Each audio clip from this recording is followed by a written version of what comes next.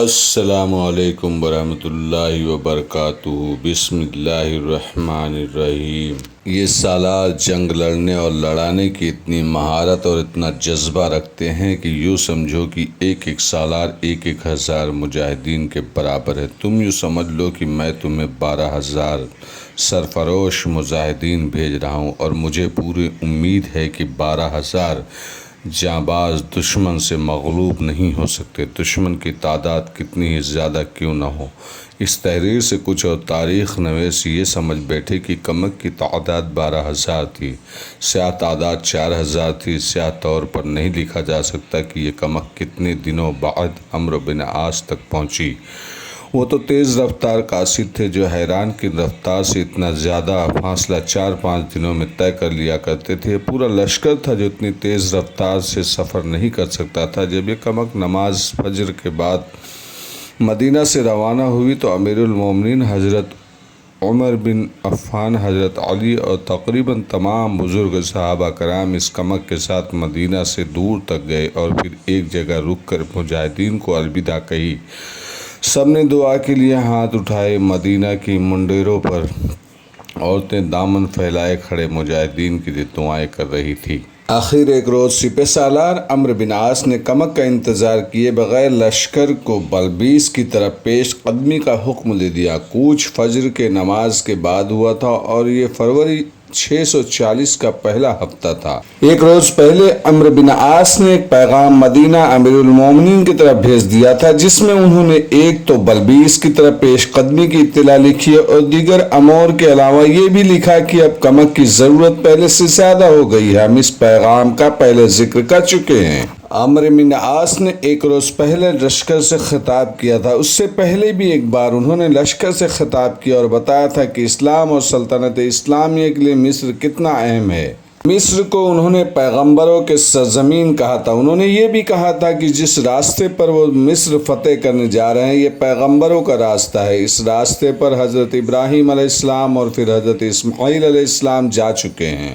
اس راستے سے حضرت عیسیٰ علیہ السلام اور حضرت موسیٰ علیہ السلام بھی گئے تھے۔ اب عمرو بن عاص نے جو لشکر سے خطاب کیا اس میں انہوں نے کہا کہ ہم جس شہر بلبیس کو فتح کرنے جا رہے ہیں وہ فرما سے زیادہ اہم اور قیمتی شہر ہے، اور رومی یہ شہر ہم سے بچانے کے لیے بے دریغ جانوں کی قربانیاں دیں گے، لیکن اللہ کا حکم ہے کہ ہم یہ شہر ہر قیمت پر فتح کریں گے۔ انہوں نے لشکر کو جذباتی الفاظ سے بھڑکایا نہیں اور انہیں سبز باغ بھی نہیں دکھایا، نہ ایسا تاثر دیا کہ رومی بلبیس کو پلیٹ پر رکھ کر انہیں پیش کر دیں گے۔ انہوں نے حقیقت بیان کی اور جن دشواریوں کا سامنا تھا وہ منوعاً بیان کر دی۔ انہوں نے بتایا کہ اپنی تعداد بہت تھوڑی ہے اور دشمن کی جنگی طاقت کئی گنا زیادہ ہے۔ انہوں نے یہ بھی کہا کہ عریس اور فرما کی فتح ہمارے لیے صرف اس لیے آسان تھی کہ رومی ہمیں دھوکہ دے کر مصر میں کچھ اور آگے لانا چاہتے تھے۔ ہم اور آگے آ گئے ہیں اور مزید آگے جا رہے ہیں۔ یوں سمجھ لو کہ بلبیس ایک فندہ ہے جس میں رومی ہمیں پھنسا کر ہمیشہ کے لیے بیکار کر دینا چاہتے ہیں۔ مت بھولو کہ تمہارا براہ راست تعلق اللہ تبارک و تعالیٰ کے ساتھ ہے۔ سپہ سالار عمرو بن عاص نے کہا تم اللہ کے حکم سے اللہ کے راستے پر جا رہے ہو، یہ ہمارا ایمان ہے، اور ہمارا دشمن ہمیں شکست دے کر یہ ثابت کرنا چاہتا ہے کہ ہمارا ایمان نجات غلط ہے اور یہ کسی انسان نے خود ہی گھڑا لیا ہے۔ ہمیں کفار پر ثابت کرنا ہے کہ ہم دین الہی کے پیروکار ہیں اور اپنے ساتھ یہی دین لائے ہیں جو ایک رسول کے ذریعے ہم تک پہنچا ہے، اور اس کے ساتھ اللہ کا یہ حکم، یہ دین اللہ کے ہر بندے تک پہنچانا ہمارا فرض ہے۔ اس فرض کی ادائیگی کے لیے ہمیں سمندروں کا سینہ چیرنا ہے، پہاڑوں کے جگر چاک کرنے ہیں اور دشت و جبل کو اپنے قدموں تلے روننا ہے۔ اس کے بعد عمرو بن عاص نے لشکر کو تمام حقائق سے آگاہ کیا، انہیں ٹھوس قسم کی ہدایت دی۔ انہوں نے لشکر کو پیش قدمی کے دوران جس طرح تقسیم کیا اور جس ترتیب سے لشکر کو پیش قدمی کرنی تھی وہ سب لشکر کو بتایا اور اچھی طرح ذہن نشین کرایا کہ یہ تقسیم اور یہ ترتیب کیوں کی گئی ہے۔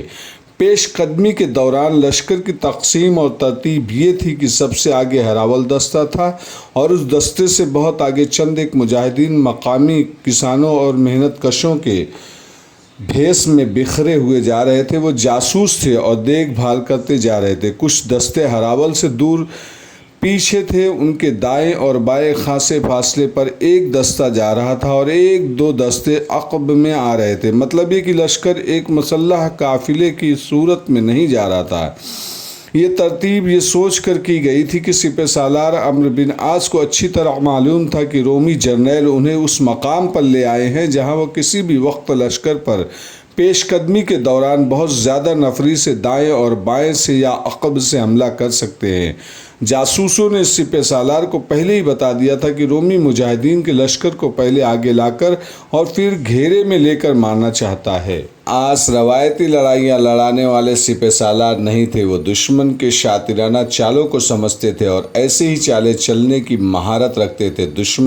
دشمن کی نیت کو اور ان چالوں کا توڑ کرنے کی جو ابھی دشمن کے ذہن میں ہوتی ہے، عمرو بن عاص نے جاسوسی کا اتنا کارگر نظام قائم کر دیا تھا کہ ان کے جاسوس تو جیسے دشمن کے پیٹ میں اتر کر خبر لے آتے تھے۔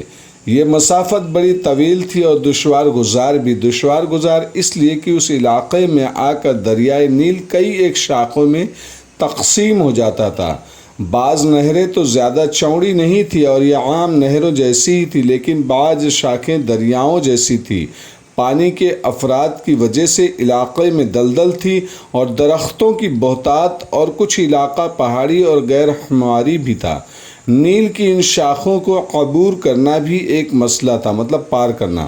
سب سے بڑا اور خطرناک مسئلہ تو یہ تھا کہ رومی فوج اس علاقے میں انہیں گھیرے میں لے سکتی تھی۔ تاریخ کے مطابق راستے میں ایک بڑا ہی قدیم قصبہ آیا جس کا نام مسجل ہوا کرتا تھا۔ اس قصبے میں جا کر دیکھا، رومی فوج کا کوئی ایک سپاہی بھی نظر نہ آیا۔ عمرو بن عاص نے اس قصبے کے قریب پڑاؤ کیا اور قصبے کے سرکردہ افراد کو بلا کر پوری تفتیش کی کہ یہاں کبھی رومی فوج کی کچھ نفری رہی ہے یا نہیں، اور رومیوں نے شہر کے لوگوں کو کوئی فوجی اور جنگی نوعیت کی بات بتائی ہے یا نہیں۔ معلوم ہوا کہ اس قصبے میں کبھی فوج نہیں آئی اور کبھی انہیں فوج کی طرف سے کوئی ہدایت یا کوئی حکم دیا بھی نہیں گیا۔ ان سرکردہ افراد نے عمرو بن عاص کو یقین دلایا کہ وہ رومی فوج کے ساتھ تعاون سے انکار کی جرات تو نہیں کر سکتے۔